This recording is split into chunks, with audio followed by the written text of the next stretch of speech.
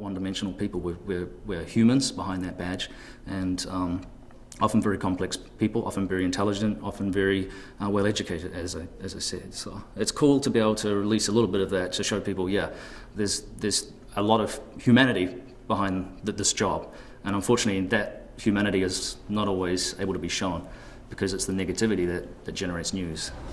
Get back to work.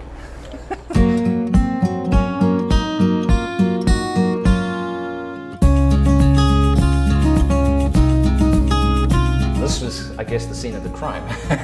I kind of hammed up a little bit and said, due to his level of infatuation, there's, you know, kind of made it like a DWI. There's one more test I have to run him through. And Gabriel, would you mind getting down on one knee?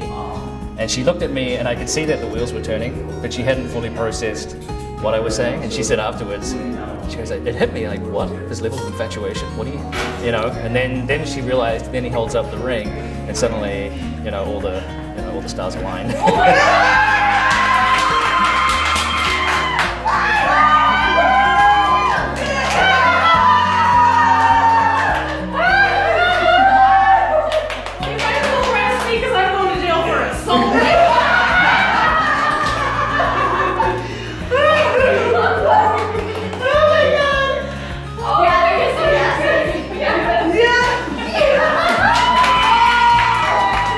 It's nice to be involved at the beginning of a relationship like that. Often in our job we go to relationships that are in crisis, or at the end sometimes, which is not always positive.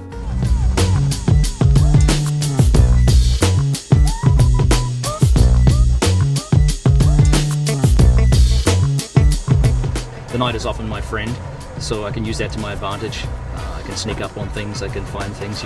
Your night vision improves, your sense of awareness is very heightened.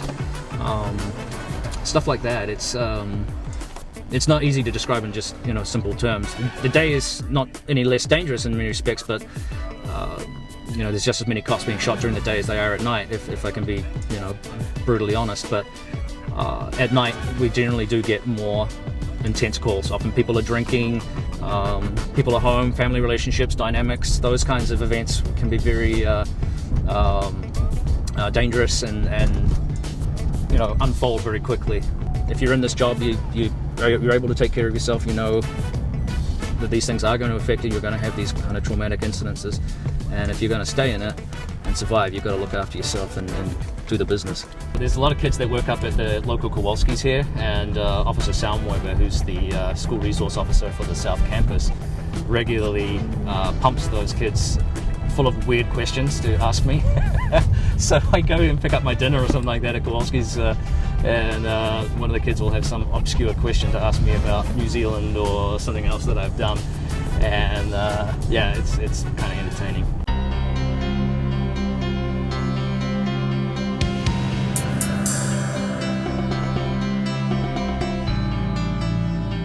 I arrived first and did CPR on the child, and with the help of Officer Minachik, you just saw before, she was a former investigator.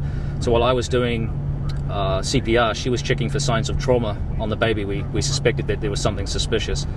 So, you know, that was a case one of the few cases that I've really had a very deep emotional interest in, just because anything involving a child is automatically more traumatic. So that's probably, in terms of memorability, I know it's not the most positive story, but that's one of the few cases that's really tugged at my heartstrings and made me much more invested in that case than perhaps some more run-of-the-mill, you know, minor report calls that we would typically get. You know, most people don't ordinarily have contact with police officers. Most people don't know police officers, and because of the risks and danger in our job, it's an exclusive club in that sense. You know, there's a lot of brotherhood and sisterhood in this job. There's a lot of very strong bonds between police officers because of the danger and the need for support of each other.